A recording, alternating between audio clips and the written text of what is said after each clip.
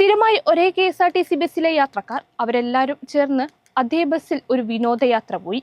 9 വർഷമായി ഒരുമിച്ച് യാത്ര ചെയ്യുന്നവരാണ് വയനാട് കാരപ്പുഴയിലേക്ക് യാത്ര പോയത്. 2016 മുതൽ കോഴിക്കോട് ജില്ലയിലെ തിരുവമ്പാടിയിൽ നിന്ന് മുക്കം വഴി കാലിക്കറ്റ് യൂണിവേഴ്സിറ്റിയിലേക്ക് സർവീസ് നടത്തുന്ന ഒരു KSRTC ബസ്. ഒരേ യാത്രക്കാരാണ് ഇതിൽ സ്ഥിരമായി ഭൂരിഭാഗവും യാത്ര ചെയ്യുന്നത്. യൂണിവേഴ്സിറ്റി ഉദ്യോഗസ്ഥർ, സ്കൂൾ അധ്യാപകർ, cyber park, highlight business park, infra എന്നിവിടങ്ങളിലെയും ഈ റൂട്ടിലുള്ള മറ്റു സ്വകാര്യ സ്ഥാപനങ്ങളിലെയും ജോലിക്കാരാണ് സ്ഥിരം യാത്രക്കാർ.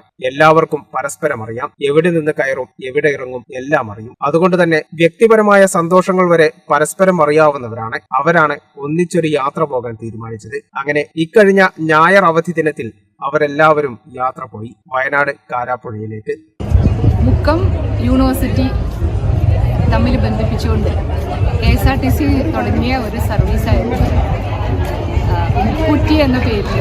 പിന്നീട് വളരെ ബോണ്ടിങ് ആയിട്ടുള്ള ഒരുപാട് മനുഷ്യരെ കാലിക്കറ്റ് യൂണിവേഴ്സിറ്റിയിലെ വർക്കേഴ്സിന് മാത്രമല്ല, മുക്കം തിരുവമ്പാടി ഭാഗം തൊട്ട് യൂണിവേഴ്സിറ്റി വരെയുള്ള ബൈപ്പാസ് വഴി യൂണിവേഴ്സിറ്റി വരെയുള്ള ഒരുപാട് മനുഷ്യരെ ഒന്നിപ്പിച്ച ഒരു ബസ് സർവീസായിരുന്നു മുക്കുറ്റി സർവീസ്.